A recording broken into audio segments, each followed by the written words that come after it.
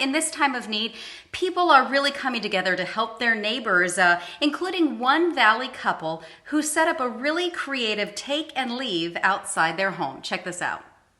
A Valley couple is paying it forward through a homemade take and leave program. I think that every neighborhood should have gardens that are starting to provide for their family or for their neighborhood. Last fall, Rihanna Valaire suffered a debilitating stroke, forcing her to stay home, but that didn't stop her from taking care of her family. I started growing stuff because I knew that I was going to have to start providing for my family. That was in December. Now, she and her husband are helping take care of people in the community impacted by the coronavirus crisis. Then I started thinking about my neighborhood, and when they started talking about it hitting people over 50, most of my neighborhood is over 50. They're all over 50, some of them 60s. Most of these people live alone. With people losing their jobs and being in a tight spot financially, she knew she had to help. And so on Monday, this past Monday, I said, you know what, I'm going to start throwing everything out. That's when she decided to put the produce out front for people to get if they need it.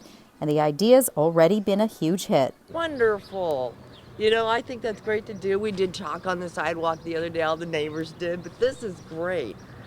I want to do something like this. It's kind of like a drop-off library book. As times continue to get more difficult for people, Rihanna left her number outside so she can continue to help others. Okay. It's okay. You don't have to feel ashamed about anything. Just get what you need. Nobody's judging you. You don't have to leave anything. You could just take anything. And not only that, but I tell them, my number's right there. If you need something specific, text me. The Valaire's showing there are more things to bring our community together, especially during these dire times.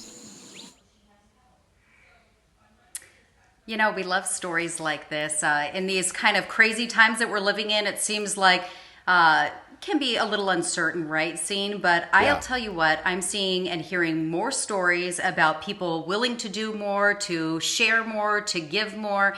And if you have something like this going on in your neighborhood and we're not noticing it, share it with us on social media, because we certainly love to have some feel-good stories out there to lift people's spirits, right, Scene? We really do. Nicole, how are you holding up as teacher, mom, and wife? What's the one advice that you can give to moms that are really struggling?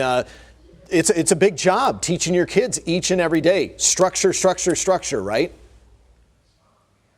It's a big job, and it's kind of hilarious. I showed this in the 4 o'clock hour. We put together this like little flow chart of my Monday through Friday, what time they're supposed to be doing chats with their classes and stuff so we don't miss it.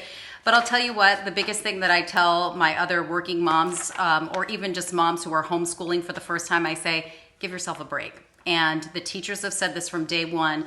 These are suggested learning items and topics for the day and other things. But just make sure that you're giving yourself a break. Reading's the most important thing. Reading with your kids, doing outdoor activities. But it doesn't have to be as regimented as you think. We'll get there eventually. But you can do baby steps and still have fun. Love that advice. Keep up the great work. Live from her home, that's our Nicole Kreitz. We appreciate that live shot.